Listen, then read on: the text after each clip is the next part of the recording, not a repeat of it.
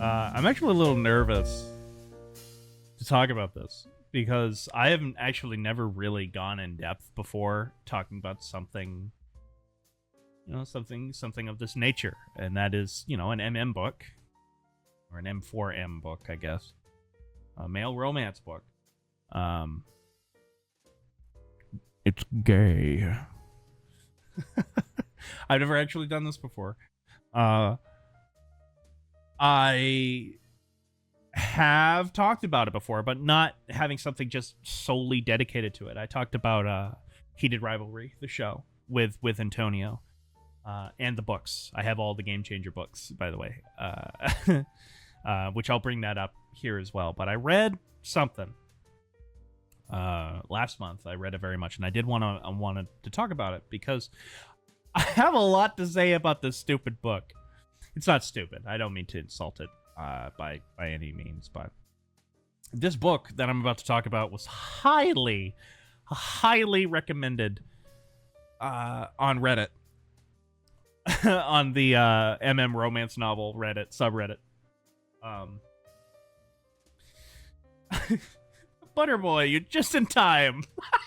You're just in time for me to talk about pencils touching each other. You are just in time, my friend. I'm actually kind of embarrassed to talk about it. Especially the fact, I'm not really embarrassed of the fact that what I'm talking about has to do with homosexuality or anything like that. I'm more just embarrassed. Look at this cover.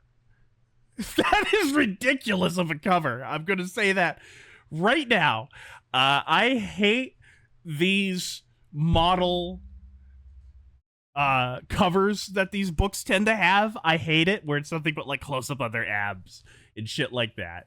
And it's always just the most generic model face you could possibly imagine. And it is ridiculous. And I absolutely hate that cover. It deserves better than that cover.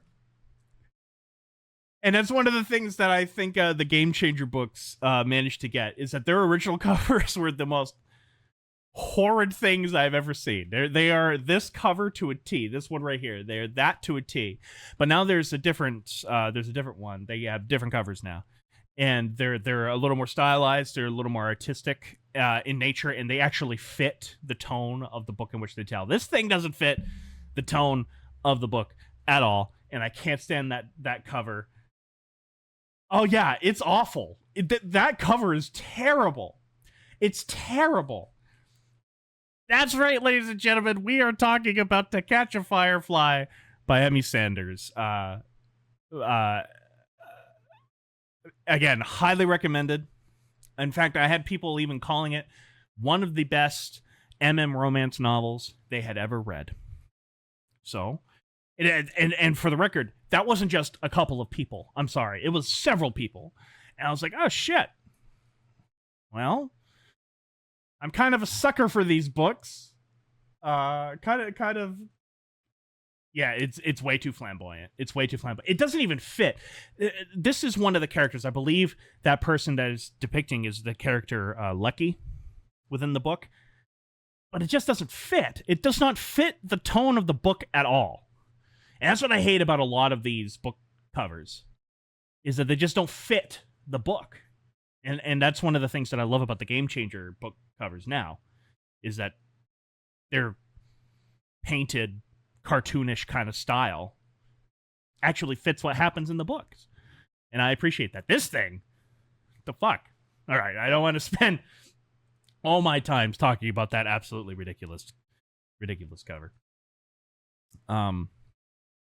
But I do. I'll admit it. I'm a sucker, and to the point that I've written a couple. I'm a sucker for romances. I am. I'm a sucker for them. I do like a good romance story. I do like a good romantic story. I do like a good story that gives me those sort of warm butterflies inside kind of deal. I am a bit of a sucker for them. And, sometimes it's just really good to read something kind of sappy, something kind of angsty, something that kind of fits that mold. Because a lot of what I read is fiction. Not fiction, sorry. A lot of what I read is historical fiction and nonfiction. I mean, look at My Case Behind Me, for example. That's all of that stuff over there I have read.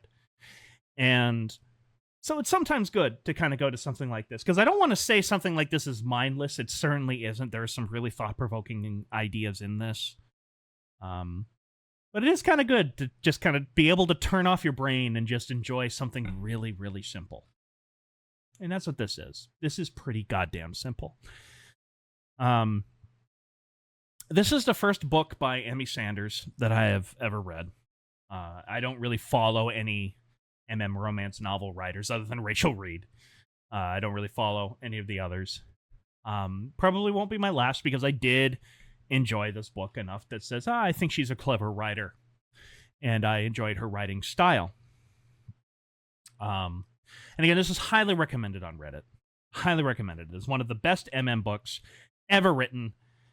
And quite frankly, from all the reviews and the summaries that I saw, I liked what I was reading. It piqued my interest, and we'll get into what the story is in just a little bit. It intrigued me enough that I said, fine, I'll go out and I'll get it. And admittedly, I didn't read it. I read the audiobook, and the audiobook was fantastic. It was really fantastic.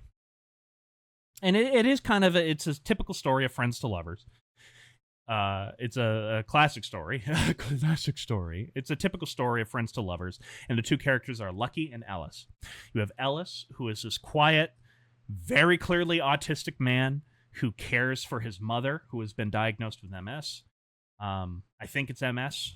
I'm not entirely sure. I can't remember off the top of my head. And he's very content with living on this small town farmland home in the middle of Tornado Alley. He's very content with it. He's happy there. Then you have another character named Lucky.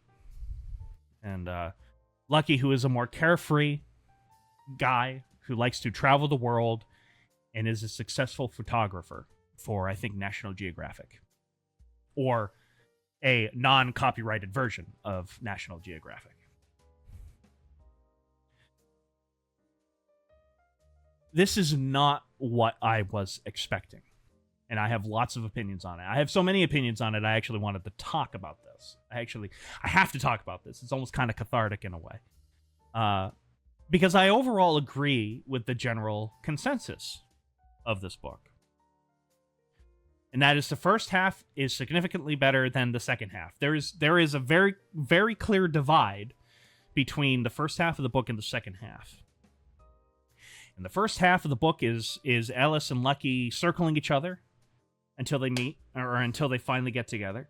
And then the second half of the book is them together. And it is all done through this theme that I like. And again, I love through themes. I love that. Again, my fiction is often full of them. Full of these kind of through currents that are themes. In this case, the book opens with Ellis catching a firefly and puts it in a jar. And he can't believe he did it, because catching a firefly is absolutely hard to do. But unfortunately, I think he forgot to put air holes in the jar, so when he comes out there the next day, he discovers that firefly is dead because he caught this firefly. And throughout the story, you start realizing through Ellis's POV that he looks at his friend Lucky like a firefly. First off, Lucky is described as a firefly. He has very blonde hair, long flowing blonde hair. He's very elegant. He moves a lot. He's very quick. He's kind of almost reminds me of like he has ADHD or something like that, just because he likes to move around a lot. He's very curious. He loves to bounce from place to place. And Ellis feels unbelievably selfish that he wants to keep his best friend, because they're best friends. He wants to keep his best friend in his hometown, so that way they can continue being friends. But yet, if he does that, he knows it will kill Lucky. Lucky wants to explore the world. He wants to explore what the world has to offer. He doesn't like being trapped in the small town. He likes coming back to the small town. He likes having it as his home, but he wants to explore the world. So Ellis gets in his head that he's kind of that Lucky's like a firefly. And that is, if he captures Lucky and keeps him here in the small town, they will kill Ellis. It will ruin their friendship. It will ultimately destroy their friendship. The best thing he can do is let Lucky go and explore the world. And that ultimately is what leads to a lot of the angst with his story in terms of his feelings for Lucky, which I think is a nice little touch. I do kind of like that, and I like Ellis's view of that, especially considering the fact that Ellis very clearly has a touch of the tism. Goes nonverbal constantly, rarely talks, especially if he gets a little emotionally overwhelmed. He does not talk, he just completely goes silent. And one reason why he gravitates towards Lucky so much is because even when he gets silent and he finds words very hard to he can think them just fine, but he has a hard time articulating what his thoughts are into words. Which is why he writes all of these emails expressing himself. I don't know why he writes them in emails. I would have just had it be a diary or some kind, or a journal of some kind. But the only way Ellis can really express how he feels towards Lucky without revealing everything to Lucky is he writes all these emails, and he's able to put to words everything that he's been wanting to say, but he can't in reality because that's how his brain works. His brain has a hard time. He has a hard time articulating his words. And it is kind of beautiful that one of the things that Lucky does to kind of push Ellis forward is that because he's always away in some other country or somewhere far away within the United States itself, they talk on the phone a lot. And of course, Lucky pushes Ellis to talk more. And it kind of allows Ellis to grow. He still doesn't talk very much, but he at least starts talking. He's not completely silent like he is in the beginning of the novel. By the time they've grown up a little bit, and by the time Lucky is exploring the world, they've matured a little bit, and Ellis is at least now talking, when before he wasn't talking at all. And that's because of Ellis. And I do like that. I actually think that's all handled extraordinarily well in this book. Without outright saying it, by the way. Except one time, and I'm going to get to that a little later. All of this is just inferenced, right? It's never outright stated by Ellis or anyone that, oh, he's special ed, you know, he's kind of retarded, kind of deal, you know. It's never outright stated, and I actually think that's a lot better than actually stating it outright. You know, she doesn't treat us like idiots. We get it. We understand. We get the nuance. We get the context. We get it. We're not idiots. So one of the things that actually jumps out with this book that I actually kind of, again, something that I really like about it, is its role reversal. It's not what I thought it was going to be at all. I actually thought Ellis would be the submissive partner in this whole thing, while Lucky be the dominant. Personality-wise, certainly Lucky is a little more dominant than Ellis in terms of he knows what he wants to do, and he's running around all over the place, and he's got a job, and he wants to do that. But Ellis does too. Ellis likes working where he does. He's perfectly happy doing that while taking care of his mother, and he's perfectly happy doing his little artistic treasured things and stuff like that. He's perfectly fine with that. And what's interesting is I thought sexually it was going to be Lucky was the dominant partner, the top, if you want me to be a little more crass about it. And I thought Lucky and I thought Ellis was going to be the submissive partner. No, it's the other way around. Fucking Ellis has that shit figured out, I'll tell you that. He is the top of the century according to Lucky within this. And actually I kind of enjoyed it. I didn't think I I wasn't expecting it to go that direction, and it did. And I liked it. It subverted my expectations without it being absolutely ridiculous. But that being said, there are many tropes within this that I do not like. In fact, there's a whole list of tropes that I have written down elsewhere of tropes within novels or just romance novels in general that I just don't like, and this book has. A big one being the misunderstood artist. I hate that trope. I hate that trope to no end. It is one of my least favorite tropes of all time. Yes, I am still here, Butterboy. Complaining about the gay stuff. You have a name like Butterboy. Sorry to break it to you, buddy, but you might want to change that name. So the misunderstood artist I do not like, and that's certainly Lucky to a T. He's a bit of the misunderstood photographer. Meanwhile, also, Ellis is a bit of an artist, too. He likes to shatter glass and then melt it down and make shapes and stuff like that. He kind of sells it at the local market. That's how he makes some cash behind the scenes and stuff like that. I don't really mind it so much with Ellis. It's definitely more the stuff with Lucky that I don't really like. But there's tons of tropes that I just cannot stand. Or not that I can't stand them, but they're just overused ridiculously. The misunderstandings, the constant dancing around it when it's so obvious that they like each other romantically. I mean, fucking obvious that they like each other romantically, and yet they just constantly skip over each other. I'm like, God damn, do these guys have a brain cell? Do these characters have a single brain cell? It's so obvious that this is what it is. It's to the point that the novel that I'm currently working on, I deliberately said, here are all the tropes that I can't stand or that are very common within these, and I'm not going to do a single one of them. And this is full of those. It is. It's full of those, and you just kind of gotta... Didn't need it. But, that being said, and I just kind of just Lucky again for being kind of the misunderstood artist.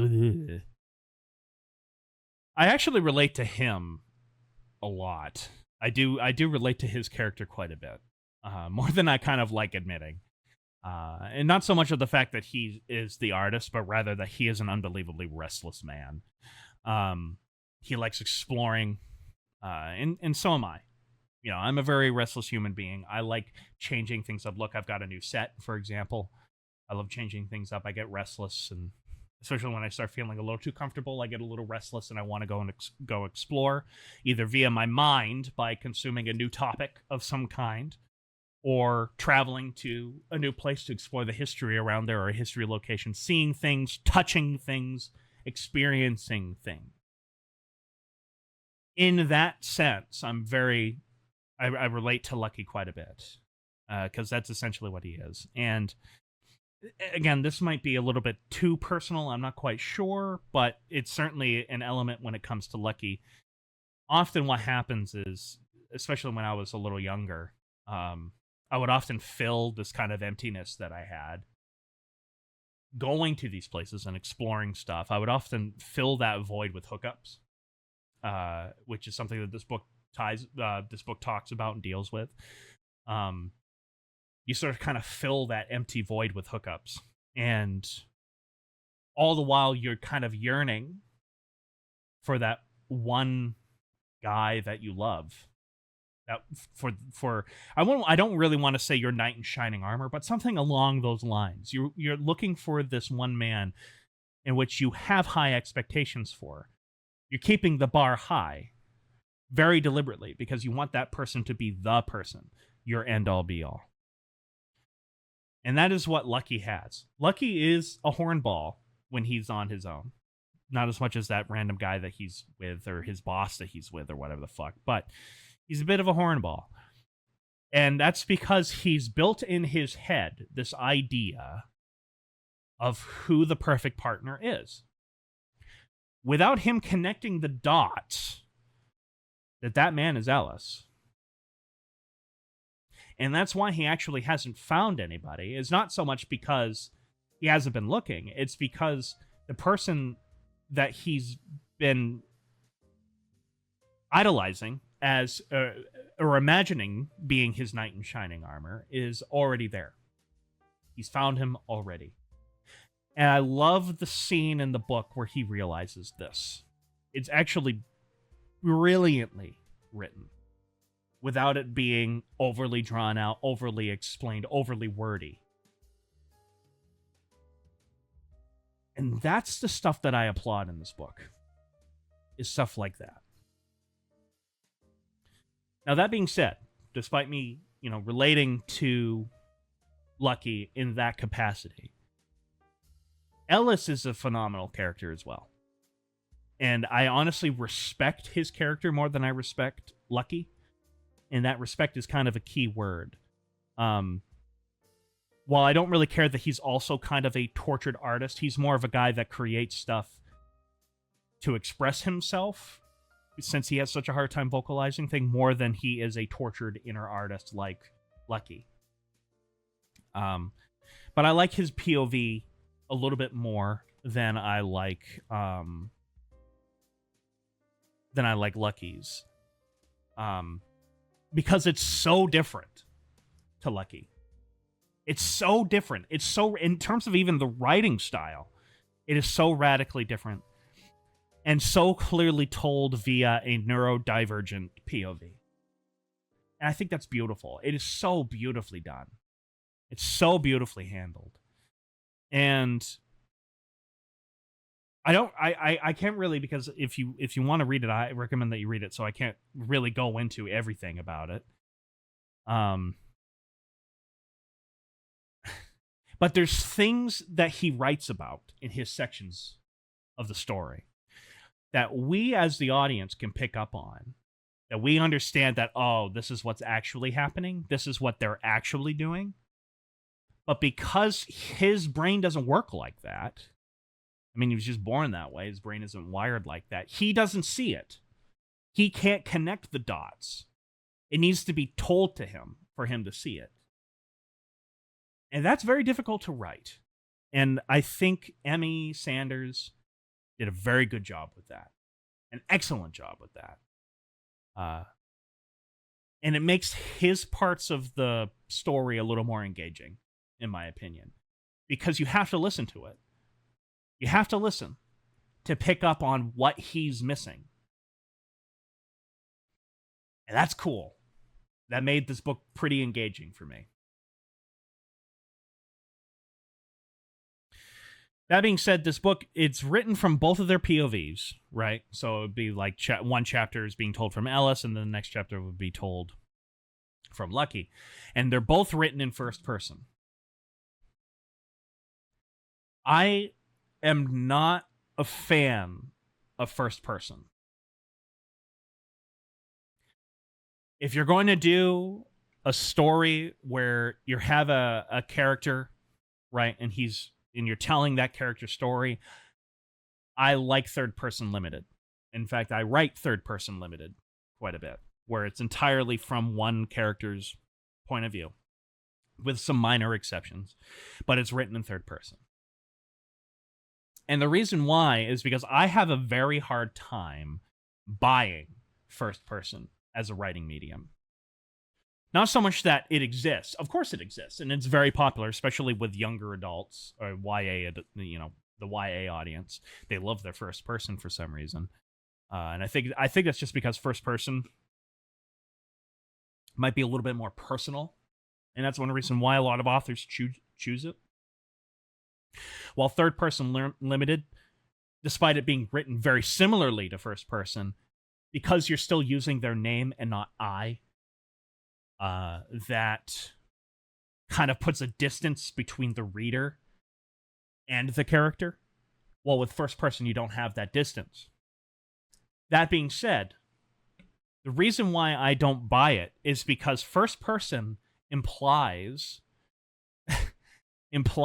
that it's happened, and it's like a character is recalling what has happened. And you mean to tell me that the character recalls literally everything that's happened to them in pristine detail, from what characters say to the actions and expressions that the characters have. You mean to tell me that they remember all of that detail? And I know that's really not fair to that style. It really isn't. But I know less. I can't help but think that way. It's something that my brain has always wrestled with ever since I can really remember. I've always had kind of a hard time with first person. The only time that I've really thought first person completely works is if it's like written from like a diary entry, a journal entry, an email, something along those lines, or like a report of some kind. That is when I buy first person writing, or having something that's written in first person. That is one reason why I love H.P. Lovecraft so much. I mean, I hate something completely different, but one reason why I love H.P. Lovecraft and his style of horror is because all of his horror just about is written in first person. But it's all done very deliberately with memory, and it's all written very clinically. For example, Mountains of Madness. It's written very clinically from the point of view of a geologist of some kind, and kind of going through there and him coldly recalling, this is what I saw. Very coldly. This is exactly what I saw. This is how I remember it. And that's why I buy it a little bit more. And that's not so much the case here. Well, that being said, I don't want to completely diss Emmy Sanders' style of writing. She wrote very well. It's just I have a hard time with first person, and I wasn't expecting this story to be first person. Yeah, wasn't expecting that. So about halfway through the book, that is when Ellis and Lucky get together. They finally get together. And it is quite literally explosively over the top.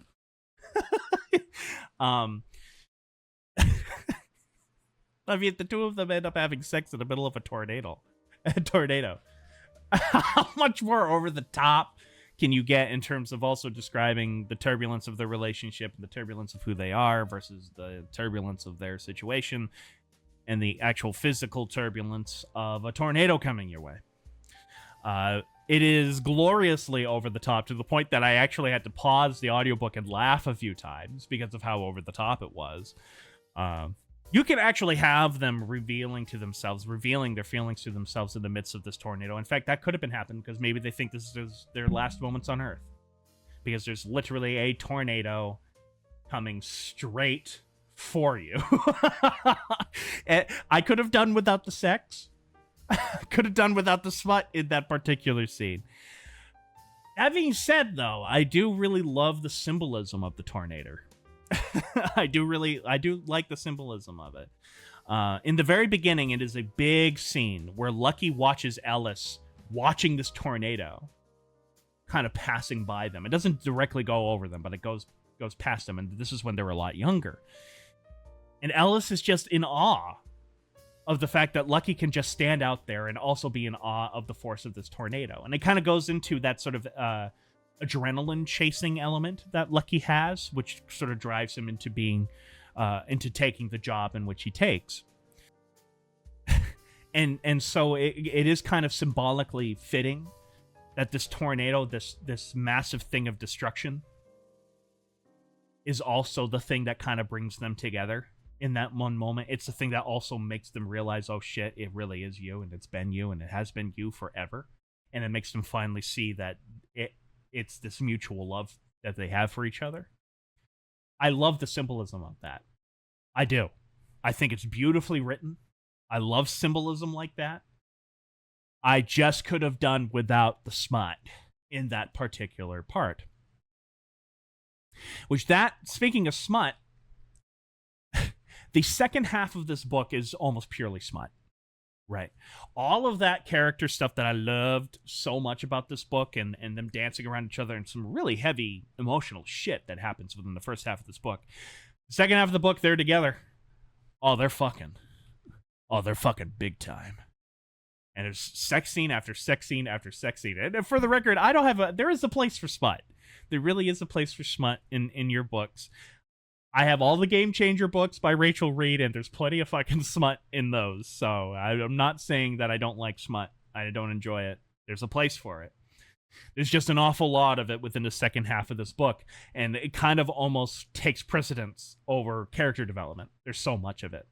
And that's where I kind of agree with the consensus of the story, that the first half is superior to the second half. And it is in the second half of the book, and this is my least favorite scene in the entire fucking book, and I wish it was cut. I wish it was cut. Because as I said earlier, what I love is that Ellis is very clearly a neurodivergent character who often goes silent. He goes nonverbal throughout several parts of this book. And yet it is never stated outright that he has autism. It's never stated. It's one of those things that we as an audience and the characters understand that this is how Ellis is. We don't need to outwardly say it. We can connect the dots on our own. We have a brain.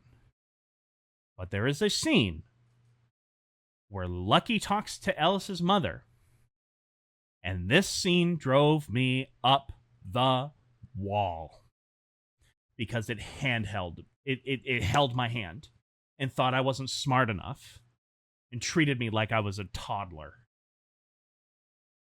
I like the idea that she really accepts Ellis, or she really accepts the fact that Ellis and Lucky are together. She's very happy that they're together. She knows that they love each other, and she's very happy. And all that's beautiful, and I like all of that. But I hate that she spells everything out about Ellis's autism. Everything. She says it outright, point as blank, plain as day. No inferencing, nothing. Here it is in case you didn't get it. And I'm like, you know this by now. We know this is how Ellis is. The fact that it was left unsaid doesn't mean we don't understand it. And it's one of those cases where I really wish it was left like Shane in the Game Changer series.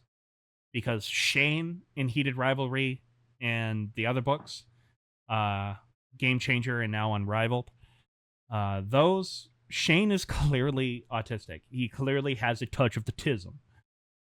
But it's never outwardly said. It's just something that we as an audience understand through his actions and his deeds. And that the other characters understand, especially Ilya. And I'm like, that's genius. That's awesome. Treat it like that, please. Don't treat it like it's a big deal. Treat it like we have the audience themselves as a brain cell to understand this horse shit. And it's just so irksome because it's because this scene between Lucky and Ellis's mother is toward the end of the book, and I'm like, oh, they were handling it so brilliantly, and then that scene comes up, and I'm like, fuck off.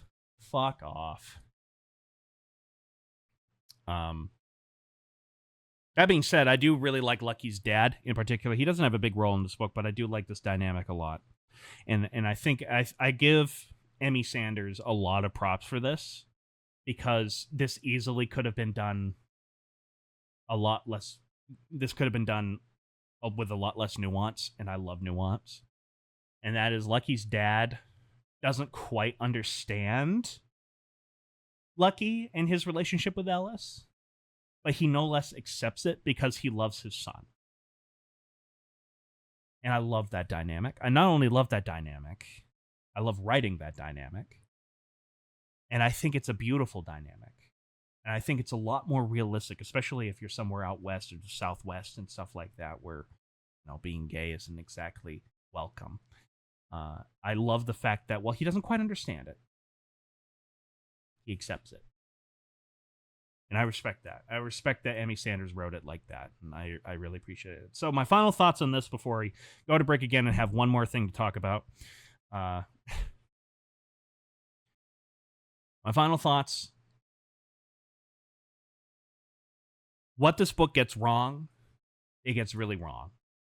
And it's almost comical and over the top at how much it gets it wrong.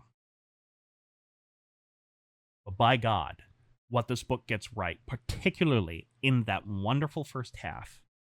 It gets so right that it's beautiful. It really is.